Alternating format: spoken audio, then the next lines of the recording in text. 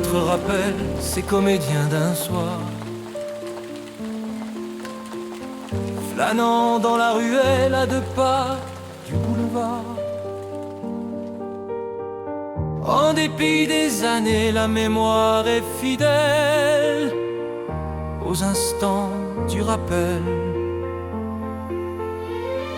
L'hiver d'avant l'été, ce que ça paraissait loin, si bien emmitouflé au fond de nos quotidiens, mais avec quelque part comme une envie de sortir, cet irrépressible besoin de croire en quelque chose qu'on ne sait pas dire. On n'avait jamais cru que ce soit très artistique. On rêvait d'un vécu qui nous rende nostalgiques. À tout prendre, on se doutait qu'on allait faire les frais d'une confusion bien arrêtée entre expérience et ancienneté. C'est pas d'écrire la pièce qu'est le plus acrobatique. Quand on a sa jeunesse pour seule carte de visite.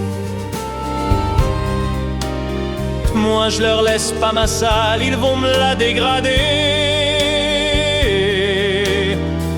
Disais bien dégradée. Et pourtant cette nuit-là, 4 mains à l'ouvrage sur un carton de pizza grattaient leur première page. C'était, si je me trompe pas, au dos d'une 4 fromages, avec au cœur cette impatience d'aller asticoter la chance. On doit changer d'octave, il fallait pas mollir. Pas de répit pour les braves qu'on décidé de construire. Si personne nous invite, tiens, tu veux que je te dise, il faut qu'on organise. Et sur notre chemin de croix, une sainte apparition tout à coup nous donne sa franche bénédiction. La toute première personne qui nous a fait crédit, qui sans cautionnement nous offrit le trousseau de clés d'un paradis. Ainsi s'ouvrit la route vers le rêve vimeusien. Levé de rideau en août au soir du 21. Quand la salle Édith Piaf offrira ses lumières. Merci Madame le maire. C'était en y repensant pour la beauté du geste, les chandeliers de Valjean auxquels on doit tout le reste. Puis arrive le mois de juin et tout ça c'est bien beau, mais faudra des projets de jardin, et ça nous donne pas la sono. Benjamin au textile dès l'aube de l'aventure. Fallait jouer sur le fil, ce serait du sur-mesure.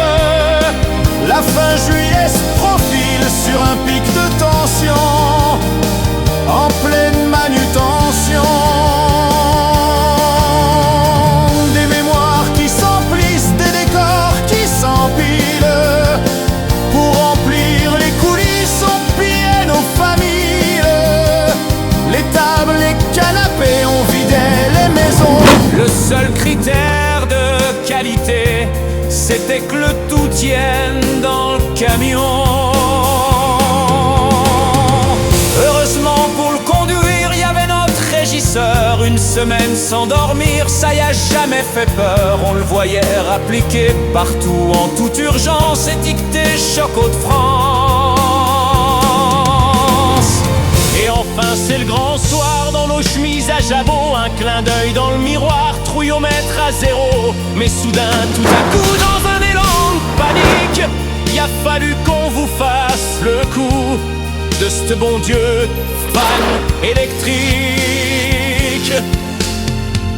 Avec autant d'ego pour aussi peu de technique, s'étaler sur le carreau aurait paru logique. Comme un coup du destin sur l'horizon fumeux, des 5 canards boiteux. La grande entrée en scène qu'on avait tant rêvé entre entravés le soir même par cet écran figé. Mais alors qu'on frisait tout doucement le collapsus, devait y avoir un ange qui passait sur les trottoirs de la rue Barbus. Sitôt revenu le courant, quand les lumières s'éveillent, résonnent les boniments qu'on lance à vos oreilles. Gorille à la régie, Amel en direct. J'ai plus un poil de sec, et vas-y qu'on y braille comme les chiens des fourrières, à soulever nos entrailles sans qu'on puisse nous faire taire. Au troisième rang ça baille, les laissons pas repartir. La seule et unique règle qui vaille, c'était de tout faire pour vous retenir.